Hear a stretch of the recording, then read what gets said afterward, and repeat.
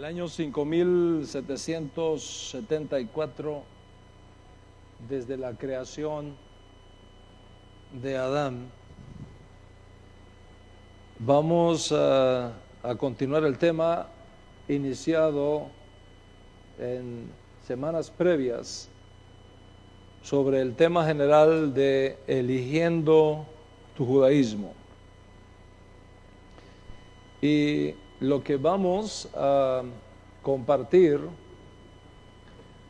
en la clase de hoy está fundamentado en lo que ya enseñamos en dos clases pasadas. Así que si no estuviste en esas dos clases pasadas, es importante que la busques y trates de tenerlas, o que solicites ese material informativo de manera que tengas todo el entorno que van a marcar los informes que tengo para ti en la clase de hoy. Hemos venido hablando bajo esta temática general de eligiendo tu judaísmo, de la realidad de una nueva generación de comunidades emergentes formadas por lo que muchos textos de la Escritura identifican como las ovejas perdidas de la casa de Israel,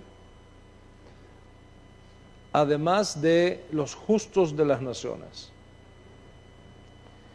Hemos hablado de el judaísmo bíblico como la única religión revelada divinamente que puede demostrar su unicidad como venida del cielo, no algo escondido por ahí que nadie puede demostrar. Hemos hablado que aunque el judaísmo dado por Dios a través de Moisés desde Sinaí es uno solo, con el paso del tiempo y producto de, sobre todas las cosas, el exilio y las condiciones cambiantes del exilio, ese único judaísmo que existe se vio sujeto a nuevas interpretaciones para adaptarlo a las nuevas condiciones del exilio que demandaban un replanteamiento de cómo aplicar lo no cambiable de la Torá a nuevas circunstancias con las cuales nos hemos enfrentado. En otras palabras, el judaísmo bíblico es uno solo, pero debido a las condiciones cambiantes del pueblo y las circunstancias que nos han rodeado en los largos periodos de exilio que hemos vivido en diferentes momentos de nuestra historia nacional, hoy día existe más de una interpretación de aquel único judaísmo. Y como resultado de todo esto, cada uno tiene la responsabilidad de elegir la forma de judaísmo que mejor expresa su nueva identidad. Y hemos dicho que para elegir bien uno debe estar bien informado. Hablamos del peligro de caer en una mentalidad de túnel. Es decir, la casa de Israel, donde ahora te has podido refugiar, es muy grande, y todos tienen lugar en esa casa. Somos muchos, pero un solo cuerpo. Un solo Israel, pero 12 tribus diferentes, 12 banderas diferentes. Un solo judaísmo, pero muchas expresiones de ese judaísmo. Y a mí me gusta siempre ilustrar esto cuando me encuentro con personas que tienen una mentalidad de túnel. Me gusta siempre usar la figura de una manzana diciéndole a un mango: por cuanto tú no eres mango como yo, tú no eres fruta. Entonces, ese tipo de razonamiento chauvinista no tienen lugar en la casa de Israel. Esas expresiones exclusivistas son erradas.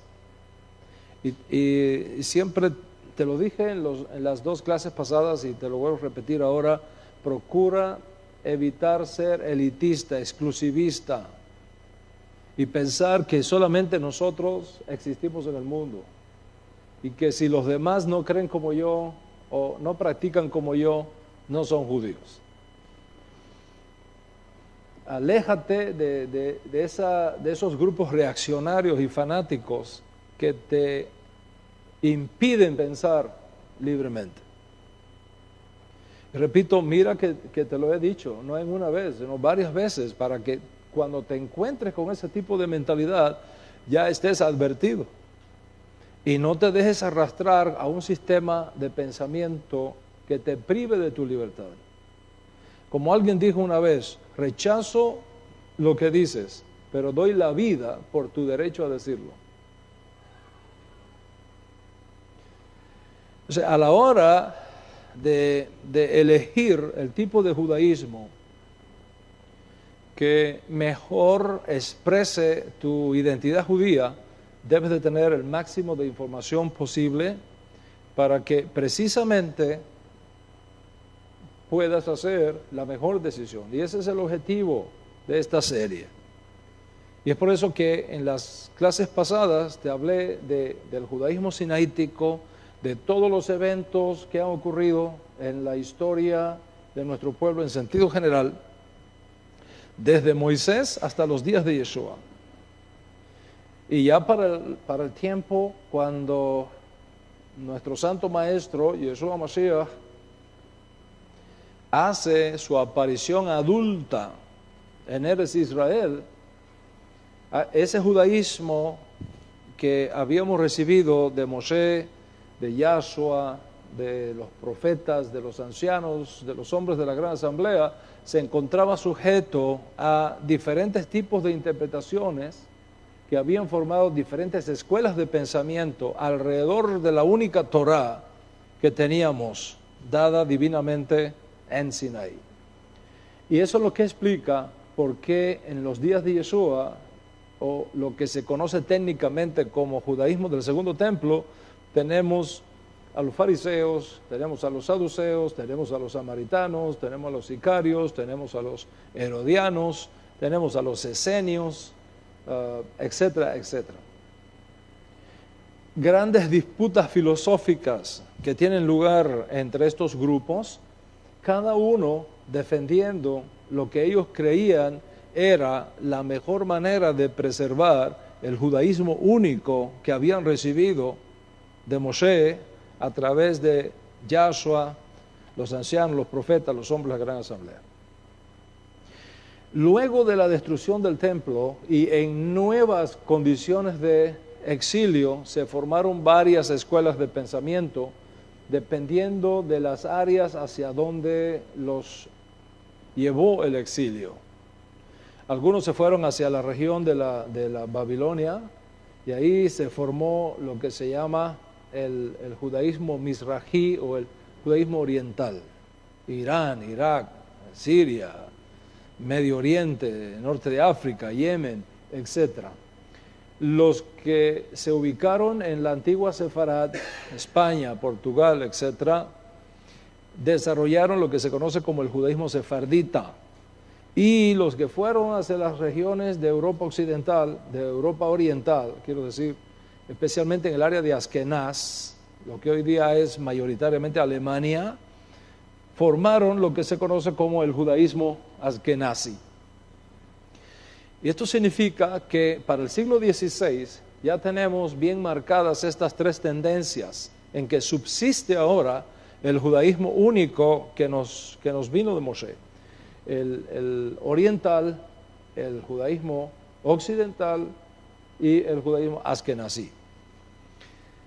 Hablé también de las cosas que comenzaron a ocurrir con estas tres vertientes a partir del siglo XVI, cuando nuevos aires llegan al mundo y comienzan a darse radicalmente impactos en cada una de estas tres vertientes del judaísmo que de alguna manera existían y coexistían para el siglo XVI.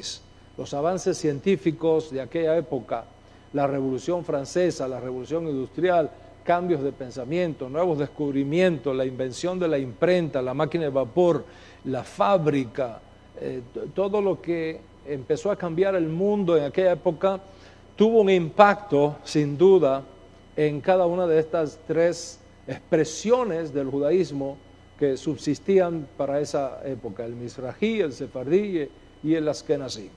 Esas nuevas condiciones de vida que se dan en Europa, que centran el pensamiento filosófico de la época en el hombre, en el libre pensamiento, una sociedad más abierta, el avance científico, el surgimiento de fábricas, nuevas formas de generar riqueza, toda esa revolución industrial, toda esa revolución intelectual, cultural, etcétera, impactó a la comunidad judía de tal manera que estaban ante un tremendo desafío. ¿Cuál es el desafío? Seguir aislada y escondida de la sociedad, que la comunidad judía siguiera aislada y escondida de la sociedad en una mentalidad de gueto, escondidos de la sociedad, o abandonar ese aislamiento social y participar de lo que era inevitable en aquella región del mundo. Entonces comienzan a darse dos tendencias. La tendencia de una parte de la comunidad judía a rechazar toda forma de modernidad y seguir con los esquemas que habían vivido en toda la Edad Media, o la otra tendencia, abrirse al mundo, crear nuevas estructuras para la comunidad judía, romper con lo que ellos consideraban eran formas obsoletas del judaísmo, es decir, dejar a un lado el anacronismo de un antiguo sistema que no estaba trayendo progreso social, sino pobreza a las comunidades judías, y de alguna manera encauzar la fe judía dentro de los nuevos vientos que están soplando en Europa. Fue esa segunda tendencia lo que provocó que los judíos, muchos judíos, comenzaran a salir del sistema rabínico tradicional y comenzaran a tener encuentros filosóficos con el pensamiento industrialista que se estaba dando en Europa, con el pensamiento reformista científico que estaba dándose en Europa. Y en la clase pasada hablé de las tensiones que comienzan a darse entre los judíos que defendían mantenerse con esa mentalidad de gueto, de escondida, aislada del mundo, para poder preservar lo que ellos consideraban que era la fe judía auténtica, y los judíos de la segunda tendencia que apostaban por abrirse al mundo e integrarse a los nuevos aires modernistas que se están dando en Europa. Los judíos que rechazaban abrirse a los cambios argumentaban que de unirse a esa tendencia llevaría a la apostasía y a la pérdida del judaísmo. Y los que favorecían los cambios afirmaban todo lo contrario, que es la única manera de hacer al judaísmo relevante en las nuevas realidades del mundo. Y en la batalla filosófica que se da entre los que no querían participar de los cambios y los que sí querían participar de los cambios, se creó lo que era inevitable, lo que era cuestión de tiempo. Rabinos comienzan a levantarse y a enseñar que el judaísmo sinaítico no tenía como meta exclusivamente la fe religiosa, sino también el adelanto social de la comunidad judía y el adelanto científico de la comunidad judía. Comenzaron a enseñar que la fe judía no tiene por qué estar en contra de la razón y que por tanto debía darse una liberación de la razón para establecer organizaciones sociales diferentes de la sinagoga, donde permitiera al pensamiento judío no solamente participar, sino incluso triunfar en el campo del arte, la ciencia, la técnica, el aporte al mundo. Los que rechazaban cualquier diálogo con aquellos nuevos vientos, pensaban diferente. Pensaban que la salvación de la comunidad judía estaría en mantenerse aislada del mundo, porque ello pondría un cerco de protección contra la apostasía y la pérdida del judaísmo. Los que se abrían al cambio enseñaban que mientras por un lado uno no puede abandonar los valores intrínsecos, incambiables y permanentes de la fe judía, por el otro había que participar en la sociedad y aportar al mundo lo mucho que podían no solamente aportar, sino establecer como beneficios sociales, económicos y políticos, ahora que estaban en la mesa todas esas posibilidades.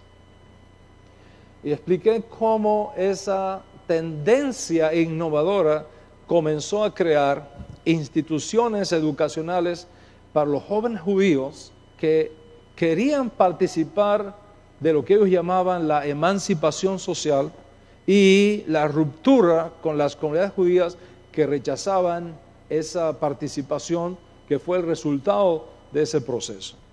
Y entonces explicamos cómo para fines del siglo XVIII y principios del siglo XIX surge en Europa una nueva generación de judíos cuya lengua social ya no era la de sus padres, de sus ancestros, es decir, el arameo, el yiddish o el ladino, sino ahora el idioma de la comunidad a la cual se habían abierto. Y los muchachos comenzaban a hablar ahora alemán, francés, etcétera, no simplemente yiddish o ladino. Mencionamos el aporte que hacen algunos rabinos, especialmente el rabí Geiger, para esta época, quien enfatiza la importancia de reformar no la Torá. Y esto es muy, muy importante. Reformar no la Torá, en ninguna manera. La Torá no es reformable, sino el judaísmo existente en ese momento en Europa, especialmente el judaísmo askenazí, para que pudiera introducir el monoteísmo en el mundo. En otras palabras, en la mente de estos rabinos está: si los judíos vamos a difundir el monoteísmo de la Torá en el mundo, no podemos hacerlo escondido en los guetos. Tenemos que abrirnos al mundo y dar a conocer los valores éticos de la Torá y propiciar así incluso que aquellos judíos que están ya asimilados o en camino a la asimilación, especialmente en el cristianismo, que era el elemento más evidente en aquella región del mundo, regresen a la comunidad judía. O sea, la reformación del judaísmo era vista como necesaria para mantener el balance entre la hegemonía del cristianismo en una sociedad que no sabía nada del monoteísmo y a la cual el judío tenía la responsabilidad de informar acerca del verdadero Dios de Israel.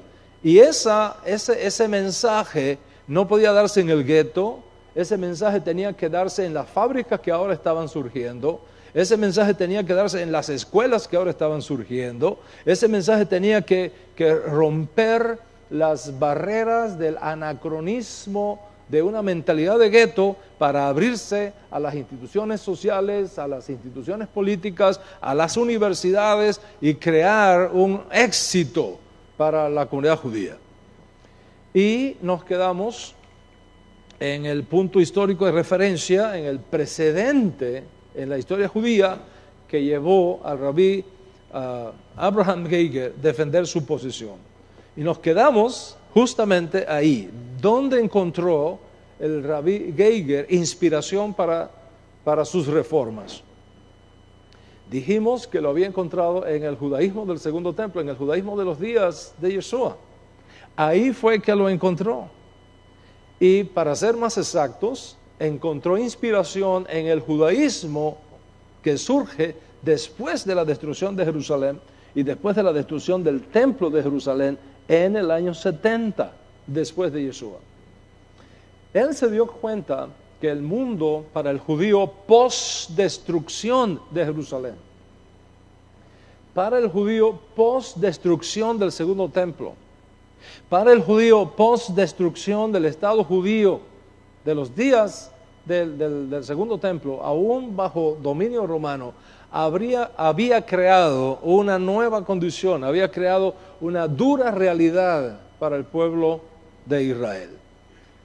Y entonces él se pregunta, ¿qué hicieron los grandes pensadores judíos frente a este evento de proporciones catastróficas para el judaísmo? Según el Rabbi Geiger, los grandes pensadores judíos de aquel momento, como Yohanan ben Zakkai, Rabbi Akiva, etc., llegaron a la conclusión de que había que promover un nuevo significado a una realidad social y política totalmente diferente a la que habían vivido aquellos que les precedieron en los tiempos anteriores a la destrucción de Jerusalén. Él se dio cuenta que los hombres pensantes de Israel que estaban asociados a el fariseísmo se vieron en la necesidad de renovar el judaísmo y reemplazar un judaísmo que estaba centrado en la liturgia del templo, un judaísmo que estaba centrado en los sacrificios de los animales exigidos por la ley de Moisés, por una interpretación nueva del judaísmo que le permitiera operar cuando el templo no está en pie, que le permitiera operar cuando no hay posibilidad de hacer los sacrificios exigidos por la Torá. De esa manera surge, luego de la destrucción del segundo templo, un nuevo judaísmo.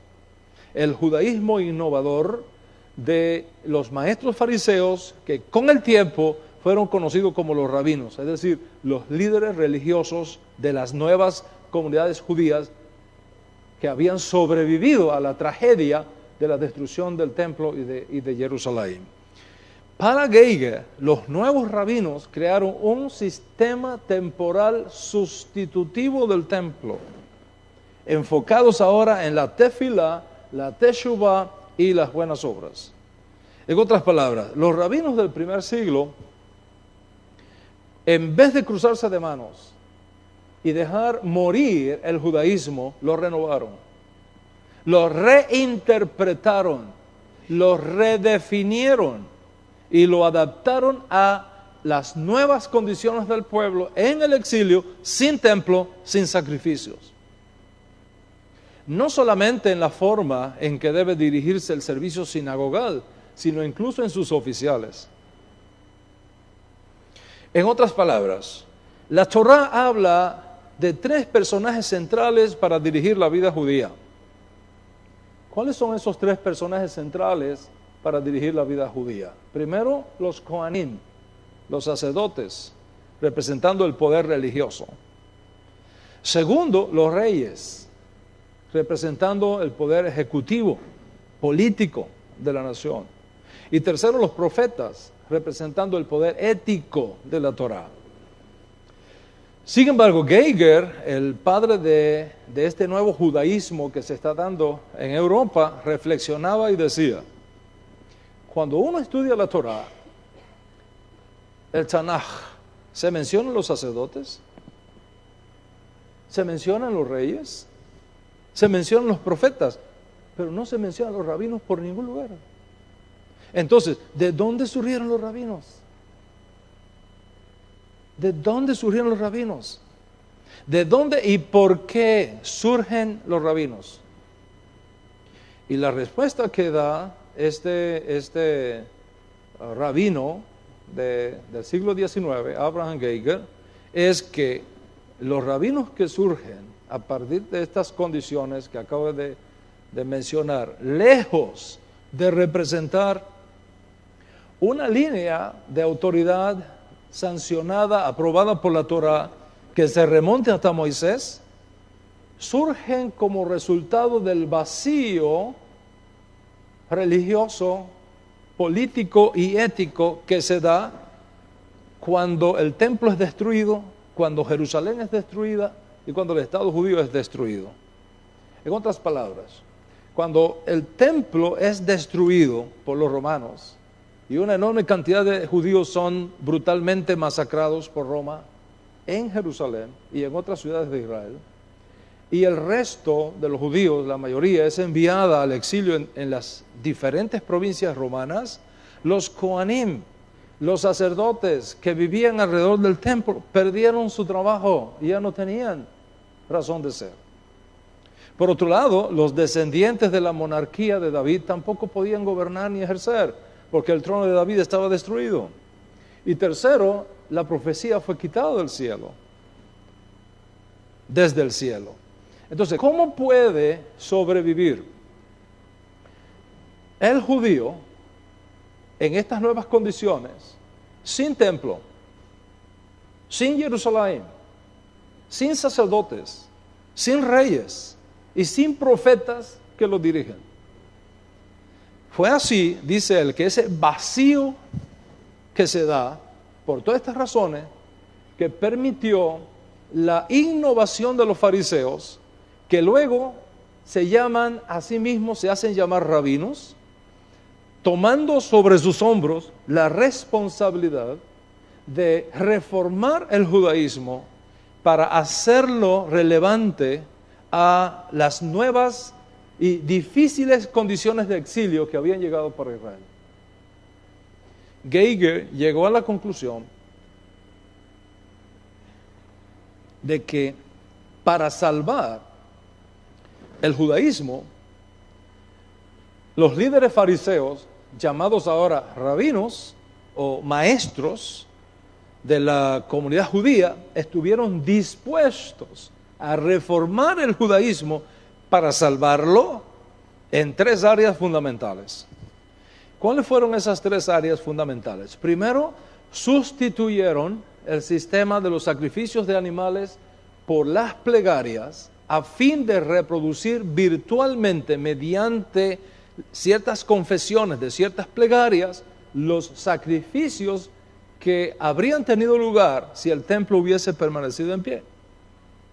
Segundo, reemplazaron el sacerdocio hereditario que venía por Aarón y su descendencia, que era un liderazgo hereditario, por un liderazgo laico, basado en el conocimiento del líder más que en su herencia ancestral. Y tercero, sustituyeron la idea de un solo sumo sacerdote por la idea de que ahora cada judío, cuando reza en su casa, se convierte en sacerdote de su familia, reemplazando así la hegemonía sacerdotal por la democracia del laicado. ¿Cuántos están conmigo hasta aquí? Ok. ¿A qué conclusión llega entonces Geiger? Toda persona que sea de reconocido conocimiento en los asuntos de la ley judía tiene el derecho de ser llamado rabino por sus colegas. Interesante que en Pirkei Avot, que es un documento que se da en los 200 primeros años después de la destrucción de Jerusalén,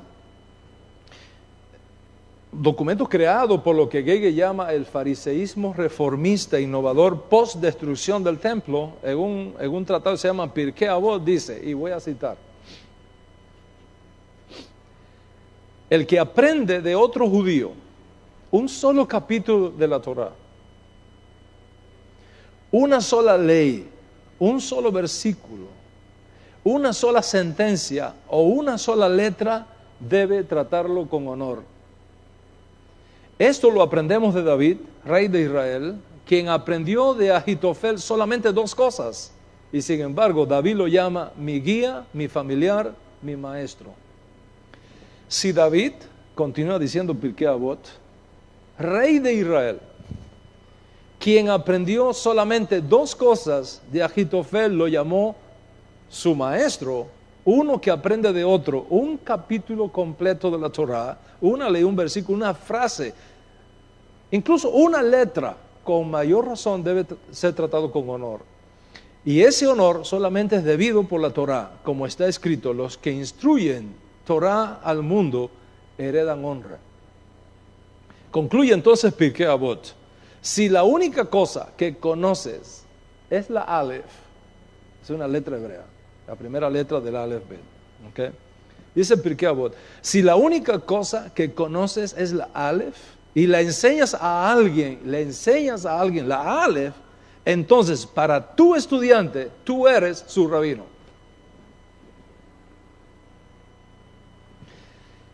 En otras palabras, dice Geiger, haciendo todo este análisis, todo judío que sea capaz de enseñar Torah, merece ser llamado rabí por aquellos de quienes reciben su enseñanza, aun cuando no tenga una ordenación rabínica tradicional. En otras palabras, para Abraham Geiger, el judaísmo post-destrucción de Jerusalén y el judaísmo post-destrucción del templo fueron oportunidades para que los líderes fariseos, que no eran sacerdotes, ni eran reyes, ni eran profetas, se levantaran para salvar al judaísmo en las nuevas condiciones, lo reformularon el judaísmo para hacerlo relevante a la nueva situación que se había presentado para el pueblo de Israel. Dice este rabino, Abraham Geiger, aquí en Europa ahora, estamos hablando 1860, 1850, siglo XIX, ¿ok? Aquí en donde estamos, en Askenaz, en Europa, en Alemania, las cosas están cambiando. Los jóvenes judíos no están siendo atraídos al judaísmo tradicional. Nuestros jóvenes están siendo más bien asimilados en las culturas nacionales, no quieren venir a la sinagoga. Y cuando nuestros jóvenes vienen a la sinagoga, se duermen, no rezan, están todos dormidos. No están siendo atraídos por el viejo sistema. Otros de nuestros jóvenes se han ido al cristianismo. El judaísmo corre peligro de desaparición. Consecuentemente, se impone para nosotros la responsabilidad de reformar el judaísmo como lo hicieron los fariseos en el primer siglo. Y debido a esta realidad, argumenta el rabí Geiger, si queremos salvar al judaísmo del ostracismo del gueto que no tiene futuro, tenemos que crear un nuevo judaísmo. Y yo propongo que ese nuevo judaísmo se llame judaísmo reformista. Esa fue su propuesta. Y es así que surge en Europa una nueva expresión del judaísmo antiguo, llamado ahora judaísmo reformista. Es evidente que cuando entendemos todo este contexto, nos damos cuenta que el judaísmo reformista es un esfuerzo honesto por evitar lo que ellos veían como el peligro de la desintegración del judaísmo ante la enorme apatía de las nuevas generaciones por ese judaísmo viejo, según Geiger, obsoleto, que no tenía ideas frescas, sino que era simplemente más de lo mismo.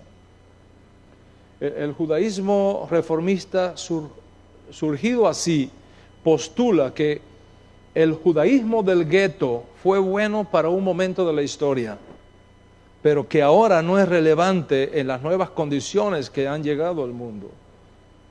Y como resultado de esta nueva enseñanza rabínica surge el concepto de la judaidad por encima del judaísmo y la idea de el pueblo de Israel por encima del concepto de pueblo escogido. En otras palabras, los infortunios de nuestro pueblo, decía Geiger, no es el resultado de un castigo divino que se resuelve exclusivamente con ascetismo, sino una opresión social a la cual hay que responder con la fuerza de la razón, con la fuerza del intelecto, con la fuerza del adelanto social, con la fuerza del adelanto científico. Había nacido en Europa, para decirlo claramente, un nuevo judaísmo, el judaísmo reformista. Ese judaísmo donde se da la bienvenida no solamente al pensamiento religioso, sino también al pensamiento científico. Y este nuevo judaísmo que surge ahora en Europa motivado para abrazar la sociedad, para integrarse a ella, para abrazar la modernidad, para abrazar la prosperidad y la emancipación económica que había llegado a Europa, se plantó con bases muy firmes. Ahora, cuando uno hace un análisis honesto de esta realidad judía de la época, el reformismo enfatizaba la idea de la permanencia judía en su país de origen, más que en un sueño judío de crear un nuevo Estado de Israel. Repito esa idea. Eso es muy importante, este concepto. Debido a esto, a esta realidad, este judaísmo reformista empieza a enseñar que lo más importante no es crear un nuevo Estado judío, sino asegurarse que el judaísmo pueda sobrevivir exitosamente en las nuevas condiciones que ha llegado al mundo. Por eso, en vez de llamar a sus centros de reunión sinagogas, la llaman templo. Y hoy día usted puede distinguir ese judaísmo reformista por el nombre. Si dice templo, ya usted sabe que es judaísmo reformista. Se le llama templo porque en la opinión del judaísmo reformista no hay tal cosa como un nuevo templo que vamos a poder reconstruir, sino muchos templos que van a reemplazar a ese gran templo en las naciones donde cada judío se encuentra. Y estas tendencias, esta nueva fuerza se abrió rápidamente camino en muchas otras áreas geográficas del mundo. Ya para fines del siglo XIX se plantaron comunidades reformistas en Alemania, en Francia, en Inglaterra, en España, en los Países Bajos, incluso en los Estados Unidos y en América Latina. De esta manera, lo que había sido un movimiento inicial en la antigua Askenaz, es decir, la antigua Alemania, ahora tenía fuerza internacional impresionante en muchas partes del mundo y hoy día es uno de los movimientos judíos más fuertes que existe en todo el mundo. Después de 100 años de existencia, el judaísmo reformista se puede identificar fácilmente cuando te encuentras con los principios que ellos defienden. Primero, no vivir con una mentalidad de gueto, con una mentalidad de aislamiento del mundo. Ese es uno de sus primeros postulados. Segundo, no ser dogmático, sino abierto a nuevas ideas. Tercero, el monoteísmo bíblico, tanto en el concepto de unidad de Dios como el concepto de unicidad de Dios, es de un valor no negociable.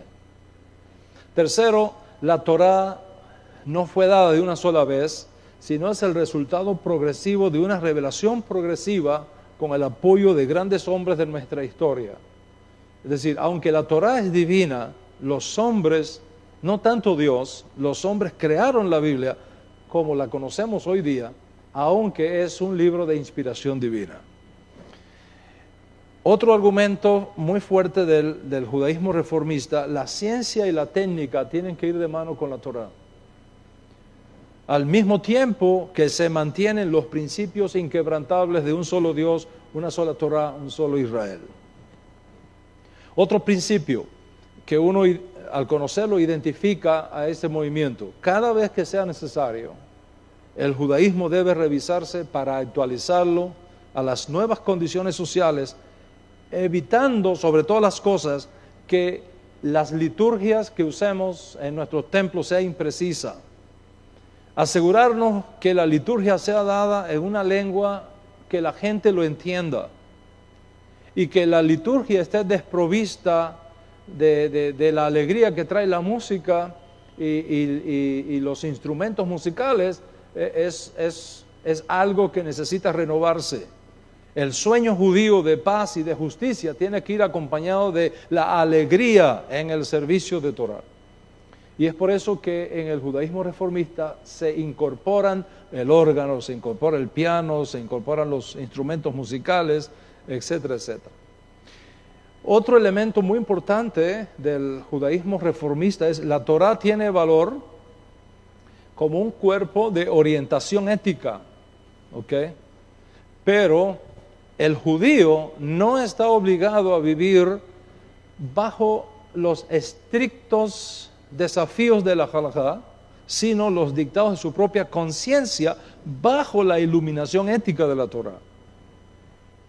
Otro valor del judaísmo reformista es las mujeres tienen los mismos derechos que los hombres y por tanto las mujeres no tienen por qué ser segregadas detrás de una cortina como si fueran seres contaminantes o como si fueran seres de segunda clase, sino que estén junto con su familia, junto con los hombres que componen la unidad familiar, como existía en las sinagogas antiguas de Israel, según ha sido descubierto por la arqueología. Otro postulado del judaísmo reformista es si una mujer demuestra que tiene capacidad intelectual para estudiar Torah, debe dársele la misma oportunidad de estudiar que el hombre e incluso, si califica, ser ordenada como rabina. Ese es otro postulado del judaísmo reformista. Otro postulado importante del judaísmo reformista, el judaísmo en general y el judío en particular, existimos en el mundo para sanar al mundo, para salvar al mundo, para redimir al mundo. Por tanto, todo aquello que sea propicio para sanar al mundo, todo lo que sea propicio para traer paz y esperanza en el mundo, debe ser bienvenido y debemos apoyarlo, aunque no venga de un judío. Aunque venga de otra persona que no sea judía, si es una cosa buena, si trae paz al mundo, nosotros debemos apoyar eso también. El judaísmo reformista aporta también otra idea de que la era mesiánica no va a ser el resultado de un Mesías temporal, sino el trabajo de todos los hombres de buena voluntad. Consecuentemente, el judío debe trabajar por la justicia social con todas las demás personas de buena voluntad y no ser exclusivista, no ser elitista en sus prácticas, en sus costumbres sociales. Otro postulado de este judaísmo nuevo que surge en el mundo y que estoy tratando de explicar aquí, del judaísmo reformista, es que los mandamientos y los preceptos no son exclusivamente para el hombre de ayer, sino también para el hombre moderno. Por lo tanto, lo que no sirva para encarnar la fe y la esperanza judía en la sociedad debe ser revisado, redefinido y adaptado para que sea relevante socialmente. Otro concepto del judaísmo reformista: los rezos deben ser más espontáneos que litúrgicos. Las plegarias en el servicio de Shabbat deben ser más cortas y dar más espacio al corazón. Otro postulado del judaísmo rabínico: el judaísmo debe ser atractivo para las nuevas generaciones de judíos, especialmente para los jóvenes sobre los cuales cae la responsabilidad de continuar el judaísmo en su generación. Otro postulado: es responsabilidad de cada comunidad del movimiento reformista hacer todo el esfuerzo que sea por retener consigo a los judíos que están en peligro de asimilación. Por lo tanto, el judaísmo debe ser sensible a las necesidades del joven moderno para atraerlo al judaísmo, no para que se nos vaya del judaísmo. Otro concepto del judaísmo reformista en su postulado, en su propuesta, es que el judaísmo tradicional, con una mentalidad de gueto, es el culpable de que el judío no quiera vivir su judaísmo, porque cierra, en la opinión del judaísmo reformista, cierra toda posibilidad de desarrollo social y de integración cultural, sin que eso signifique necesariamente la fe de la esencia de la vida judía, porque ese judaísmo, afirma Geiger, no ha sabido responder a los desafíos del mundo real. El judaísmo tradicional, aislado, con mentalidad de gueto, dice Geiger, no ha sido capaz de dar una respuesta al mundo moderno. Consecuentemente, en la propuesta está que el judaísmo debe ser capaz de responder al hombre moderno que vive en un mundo totalmente diferente a la Edad Media, totalmente diferente al primer siglo, haciéndolo relevante en cada generación. En otras palabras, según el judaísmo reformista, sin capacidad de adaptación corremos el peligro de ser asimilados y perecer. ¿Cuántos están conmigo hasta aquí? All right. Ahora, con estos puntos de referencia, usted podrá decir, ¿esto es una comunidad reformada o no es una comunidad reformada? ¿Cómo es esto acá, rabino? Porque las mujeres y los hombres, yo veo que se sientan juntos aquí. Eso es justamente una propuesta del judaísmo reformista. Entonces, ¿qué es esto acá? Vamos a seguir mirando, vamos a seguir estudiando para ver qué tanto estamos nosotros, dónde estamos nosotros en todo este mundo. El judaísmo reformista propone un judaísmo que afecte la mente, que llegue al corazón, que toque los sentimientos de un alma judía y que supla las necesidades espirituales de la gente. Eso es lo que está proponiendo. Si lo han logrado o no, no es el punto que estamos tratando acá. En otras palabras, todo judaísmo que no trae vida relevante al judío en su realidad social moderna, no vale la pena preservarlo, sino reformarlo para que sirva a las nuevas generaciones. En otras palabras, el judaísmo no debe ser una imposición ni obligación de unos pocos sobre los muchos, porque este tipo de judaísmo medieval, afirma el judaísmo reformista, lo único que hace es generar culpabilidad. En otras palabras, uno debe hacer las cosas porque las entienda y porque las sienta. Uno debe hacer las cosas porque lo considere que es correcto, sin estar restringido a un centro de imposición halágica extrema que impone su propia voluntad y que impone sus propios puntos de vista sin tener en cuenta mi conciencia y sin tener en cuenta mi inteligencia. En otras palabras, que cada judío tenga suficiente espacio para decidir, no como una marioneta en un circo, sino como una persona que es responsable de sus actos delante de Dios y de la sociedad, la mejor manera que él considere que puede expresar su judaidad.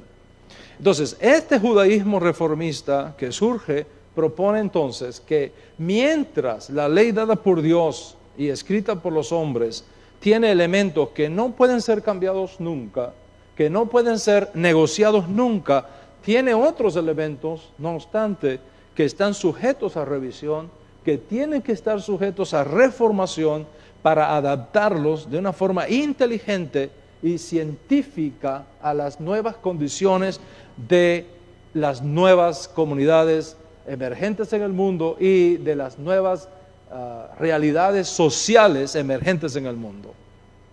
Geiger compara esto con quitar la cáscara de un banano y comerte lo que está dentro. O sea, ¿qué representa la cáscara y el banano que la envuelve? Lo que está dentro, ¿qué cosa es? Son los valores no negociables del judaísmo dado en Sinaí. Esos valores no negociables no pueden ser tocados. Pero la cáscara, ¿qué representa? Dice el judaísmo reformista, la cáscara del banano representa las normas rabínicas impuestas que no hacen del judaísmo algo relevante para el judío moderno, sino que lo lanza a vivir, vestir y actuar como si aún estuviera en la Edad Media. Esto es, en resumen, la alternativa que propone el judaísmo reformista. ¿Cuántos están conmigo hasta aquí? En otras palabras, aquello que fue bueno para el judío en el primer siglo, o aquello que fue bueno para el judío en la Edad Media, aunque fue significativo en aquel momento, no necesariamente es significativo para el momento actual. Consecuentemente, persistir en sostener algo que es irrelevante al mundo moderno, lejos de beneficiar al judaísmo, lo daña. En otras palabras, el judaísmo reformista propone que los mandamientos dados por los hombres pueden cambiar y que los líderes de cada comunidad judía deben ser capaces de tener suficiente conciencia social para evaluar prácticas y costumbres que sean relevantes a su comunidad. Y aquellas prácticas y costumbres que no son ya más relevantes a su comunidad, reformarlas para que sean relevantes. Consecuentemente, cada judío debe tener libertad por sí mismo para decidir libremente qué judaísmo quiere para sí y qué judaísmo quiere para su casa. Y debe tener libertad de escoger el judaísmo que para él tiene mayor relevancia, mayor significado, mayor trascendencia, sin temor a ser criticado, sin temor a ser rechazado y sin temor a ser perseguido. En otras palabras, lo que define mi judeidad es mi compromiso con los mandamientos incambiables de la Torá, mi libre conciencia para adoptar para mí y para mi casa aquellos elementos culturales que no son cambiables, pero que hacen de mi judaísmo algo relevante en cada generación. Este es el postulado. ¿Cómo interpreta entonces el judaísmo reformista el hecho de que Israel es el pueblo elegido? Es una nación elegida. Esta es la respuesta que da el Rabbi Geiger. Debido a que el Eterno ha elegido a Israel para cumplir una misión, es responsabilidad del judío preservar el judaísmo que sea relevante a cada generación, por un lado, y difundir las enseñanzas monoteístas y éticas de la Torá por el otro, que constituyen la forma más elevada en que el hombre puede concebir el bien con la mira de crear un mundo nuevo, es decir, la edad mesiánica con paz y justicia para todos. Ese es el postulado. En otras palabras, el judaísmo reformista enseña que el judaísmo no debe ser el dictador del mundo, sino el maestro del mundo. Debe ser el gran facilitador que es responsable con la misión divinamente encomendada, proveyendo un ejemplo de ética y paz y ayudando al mundo a perfeccionarse, ayudar al mundo a mejorarse. Para el judaísmo reformista no debemos esperar una intervención divina por medio de algún Mesías personal, descendiente biológico de David, para crear una edad mesiánica, sino que eso es responsabilidad de toda la humanidad, de todos los hombres de buena voluntad.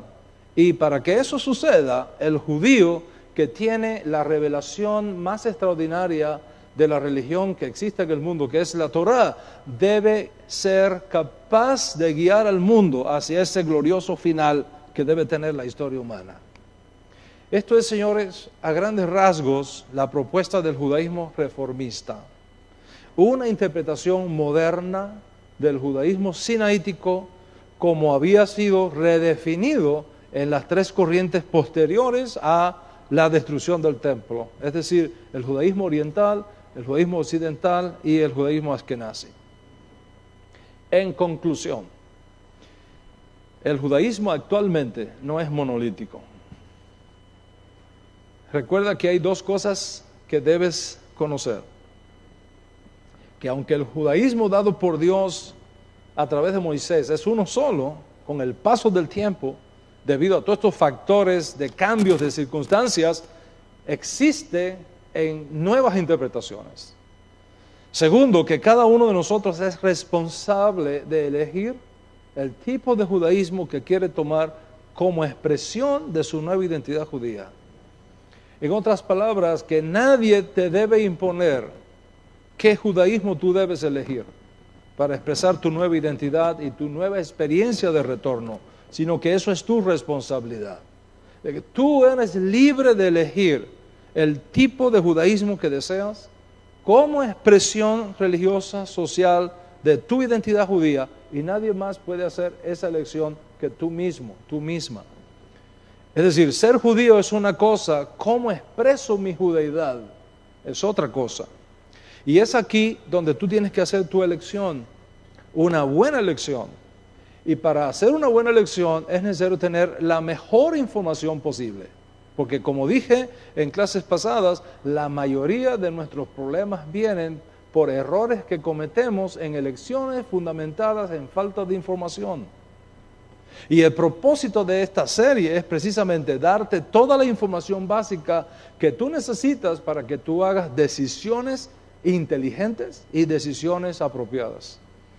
Y justamente aquí te recuerdo 3 cosas importantes que ya hemos estudiado.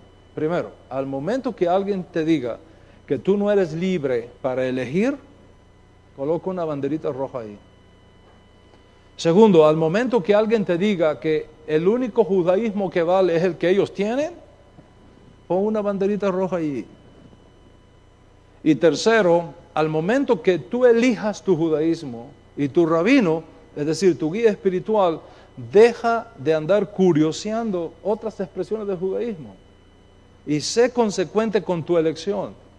Sé fiel a tu nueva comunidad judía y sé fiel a tu rabino. Es decir, tú no puedes tener 2 congregaciones o 2 rabinos.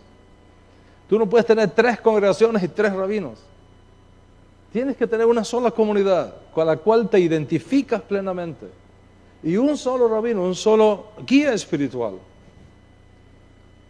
Y si el que ahora tiene no te satisface o no le tienes confianza, sigue buscando, hasta que lo encuentres. Y entonces sé consecuente con su vocación, respétalo, instrúyete a sus pies y no permitas que nadie te lo ofenda en tu cara. Y no permitas que te hagan propuestas que rayan en adulterio espiritual. Simplemente cuando te lleguen esos emails con mentalidades de gueto, bloquéalo, que no te llegue más. En otras palabras, aunque el judaísmo tiene muchas facetas y muchas tradiciones y muchas expresiones, tú no puedes pasarte la vida saltando de judaísmo en judaísmo. No puedes pasarte la vida saltando de mercado judío en mercado judío. No puedes pasarte la vida de rabino en rabino. Conoce bien entonces, elige responsablemente y sé consecuente con tus decisiones. Porque no vas a encontrar, eso sí te digo, una comunidad perfecta. No vas a encontrar un judaísmo perfecto. No vas a encontrar un rabino perfecto. Y si tú encuentras una comunidad judía perfecta, cuando llegues la echas a perder. Estamos hablando, señores, de diferentes enfoques. Estamos hablando de diferentes perspectivas, diferentes tradiciones. Y tú debes conocerlas bien para hacer decisiones correctas. Esta serie, repito, tiene como objetivo que sepas actualmente no hay un solo judaísmo, sino diferentes tradiciones, diferentes expresiones del judaísmo único, revelado a través de Moshe, nuestro maestro.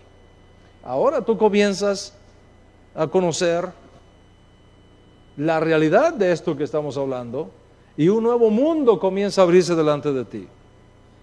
Pero no te dejes confundir por las voces que te digan que su judaísmo es el único que existe y que todos los demás están equivocados.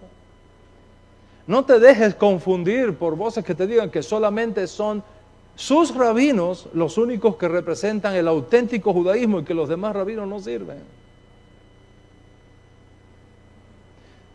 Como rab de esta comunidad y presidente de la alianza internacional que represento, y como uno que ama y ha tenido que sentarse con rabinos creyentes en Yeshua por varios años, desde 1989 hasta 1995, y como uno que fue autorizado por su maestro a enseñar Torah en el mundo hispano, es decir, que no soy una rueda suelta, no soy un llanero solitario, sino autorizado desde el año 1995 por un rabino para hacer lo que estoy haciendo, como uno que ama la Torah, como uno que enseña la Torah desde esta plataforma y sirvo a esta y a otras comunidades de nuestra alianza por más de 25 años. Y como uno que ha demostrado su conocimiento de la Torá, de Mashiach, de nuestra fe, de nuestra halajá judía que profesamos, yo estoy de nuevo delante de ti para decirte, ten siempre una mente abierta. Que no comprometas tu libertad de conciencia. Que no te dejes arrastrar por esas voces que afirman ser los únicos representantes del judaísmo y que los demás no valen. No es así. Hay muchas corrientes, hay muchas tradiciones, hay muchas prácticas y hay muchas costumbres que provienen ciertamente de ese tronco común que es el judaísmo bíblico, ese judaísmo que nos fue preservado por Moshe, por Yahshua, por los ancianos, por los profetas, por los hombres de la gran asamblea, ese judaísmo único, ese tronco común, pero que sobrevive hoy día debido a todos estos factores que hemos mencionado de muchas maneras y con muchas vertientes. Conocer esto es importante porque te hará libre. Decía un gran maestro secular de nuestro pueblo cubano del siglo XIX, ser cultos para ser libres. Mientras más conocemos, más capacidad tenemos de ser libres. Hoy te he mostrado la propuesta del judaísmo reformista y sus más importantes enunciados. Por supuesto, debes de saber esto. Cuando surge este judaísmo reformista hubo una reacción muy fuerte. Otras voces del judaísmo se han levantado diciendo la propuesta del judaísmo reformista es inaceptable. La propuesta del judaísmo reformista va a acabar con el judaísmo en el mundo. De eso vamos a hablar en otras conferencias, para que veas qué otro judaísmo surge como respuesta a esta propuesta del judaísmo reformista. Y luego, para ser totalmente honesto contigo, es mi deber exponerte las diferentes ramas que hoy existen del judaísmo. Y para ser consecuente, te voy a mostrar también por qué el judaísmo que yo he elegido para mí, por qué el judaísmo que hemos elegido para nuestra alianza, por qué este judaísmo y no otras propuestas. Y aunque nuestra elección no es perfecta, es a nuestra entera satisfacción más que el resto. Y te voy a mostrar por qué. Y también te mostraré por qué debemos amar y respetar otras expresiones del judaísmo que existe, aun cuando no compartamos muchas cosas de sus prácticas y de sus planteamientos. Les voy a confesar algo. Recibí de un amigo hace 2 o 3 días un correo.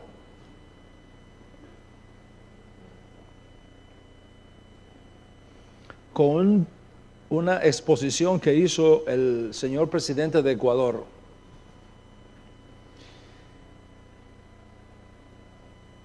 Sobre Israel. Tengo por ahí el link. Si alguno de ustedes lo quiere, después del Shabbat se lo envío, para que lo vean en sus casas con calma. Pero todos nosotros sabemos la tendencia política de estos nuevos jóvenes gobernantes de América Latina. Correa,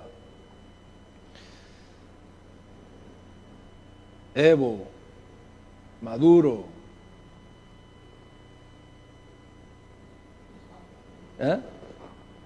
Santito, etcétera. Son esos jóvenes, son gente joven que está guiando a América Latina. Sabemos de esas tendencias. Pero me maravilló escuchar del señor presidente de Ecuador esta exposición que hizo de Israel, diciendo que Israel representa el mejor adelanto científico que Ecuador debe copiar. Al contrario de una mente retrógrada que dice, desde lo más profundo de mis entrañas maldigo Israel, estas nuevas voces dicen, Israel tiene lo mejor de desarrollo tecnológico del mundo y debemos traerlo para acá.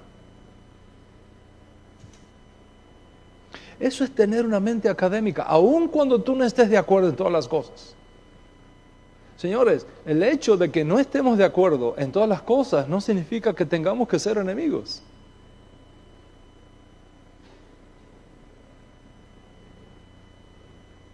Entonces, en aquellas cosas que nos unen y que son las mayorías, vamos a trabajar juntos.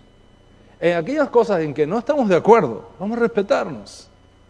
Y en todas las cosas vamos a amarnos. Porque si no hay amor, ¿de qué nos vale nada? Ese principio de sembrar la paz, de buscar el bien común, y evita crearte odio sin causa. Los otros días estaba hablando con un joven, no voy a decir de dónde, casado, tiene dos, tres niños, le enseñamos Torah, es de uno de nuestros países de América, y él decide hacer aliyah. Nosotros tenemos en nuestra alianza un principio, y es que todo líder de la alianza que decida hacer aliyah tiene que renunciar a la membresía de nuestra alianza. Tiene que mandar una carta de renuncia. ¿Por qué? Para hacerle fácil lo difícil del proceso. Por cuanto en Israel, en el rabinato de Israel que controla todo lo que son las conversiones, está la idea de la Edad Media todavía, lamentablemente, de que todo judío que crea que Jesús es el Mesías, deja de ser judío. Todo judío que crea en Yeshua deja de ser judío. Y si por esa definición no eres judío, entonces tú no tienes derecho a hacer aliyah.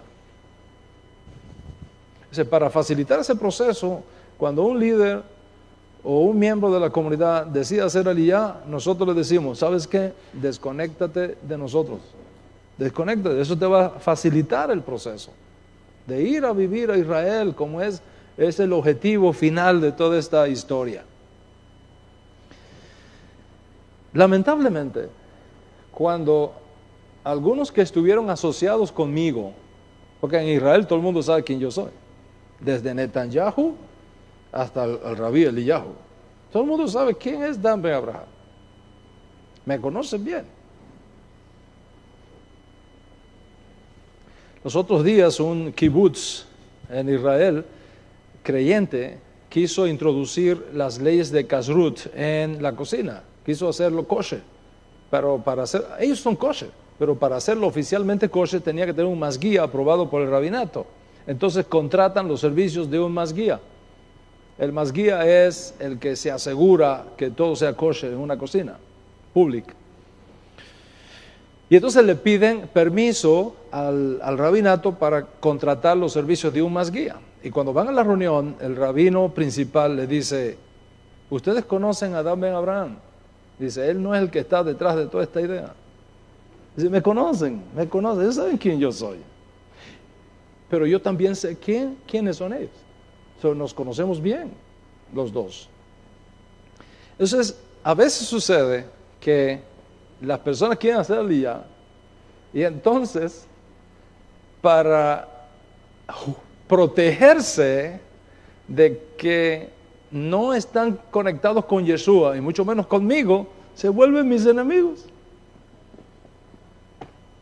Entonces se ponen a hacer videos en contra de Yeshua, en contra de mí, en contra de lo que nosotros creemos. Y es una guerra filosófica a muerte. Y es claro, ¿por qué lo hacen? Porque quieren limpiar su nombre. Quieren hacerles ver a los rabinos en Israel, no, yo no tengo nada que ver con Dan Ben Abraham. Yo no tengo nada que ver con Yeshua. Mira, te lo voy a demostrar. Y empiezan a hacer todas esas cosas. No hay necesidad de eso. Si usted va a hacer, mire, se lo digo a ustedes y a ustedes que me están viendo mundialmente, el día que tú quieras hacer aliyah, te vas a Israel porque realmente Dios te llama a ser aliyah. Pero tú no vas a Israel a hacerle una carga al gobierno. Tú no tienes que ir a Israel con esa estúpida idea de que vamos a Israel, como me han acusado, de que yo estoy mandando gente para convertir a los judíos al cristianismo. Imagínense usted, a esta altura, con esos vientos. En primer lugar, al judío no hay que convertirlo a nada. El judío tiene una relación de pacto con Dios, a través de Moshe, a través de Brit Milá. ¿De qué conversión estamos hablando? ¿A qué Dios se va a convertir el judío?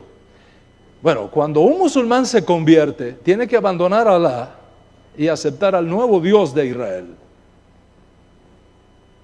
¿Me explico?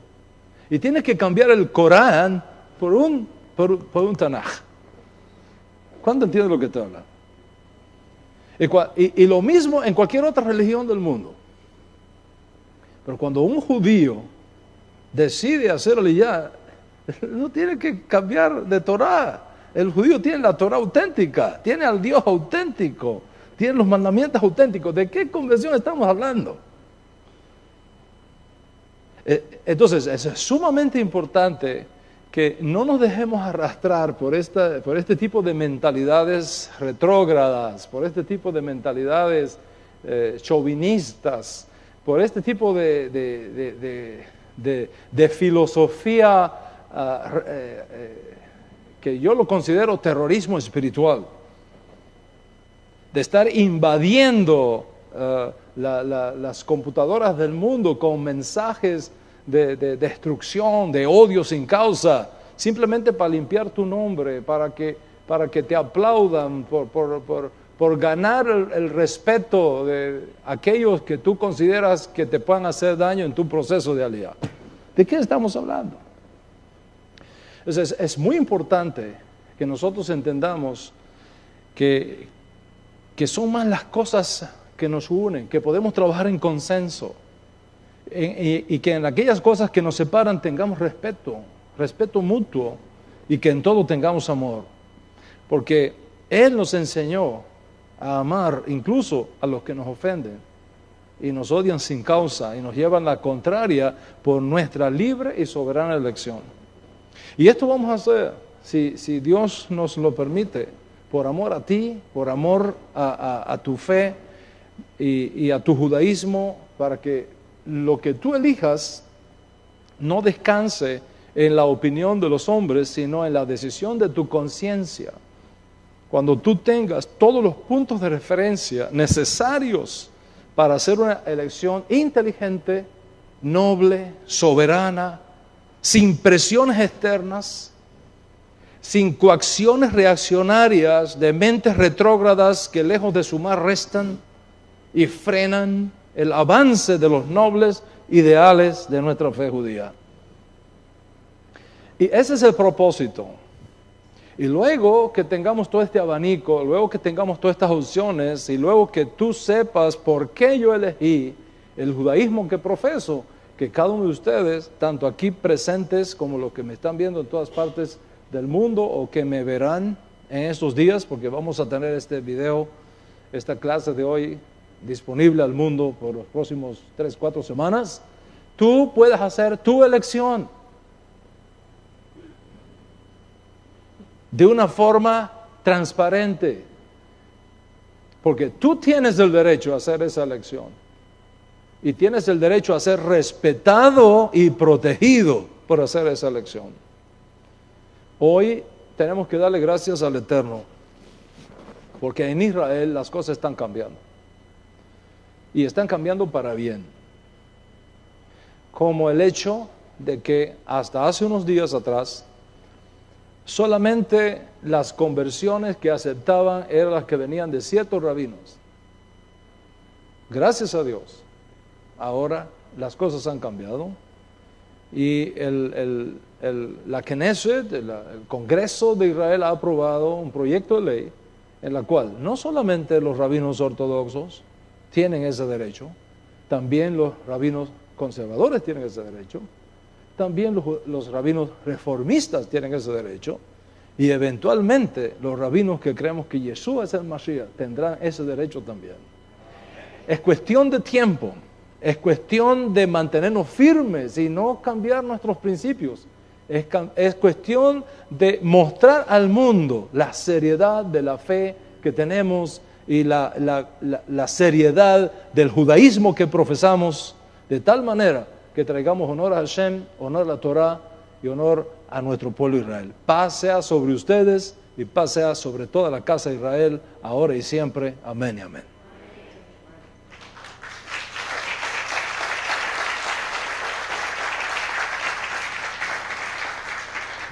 Baruch Hashem.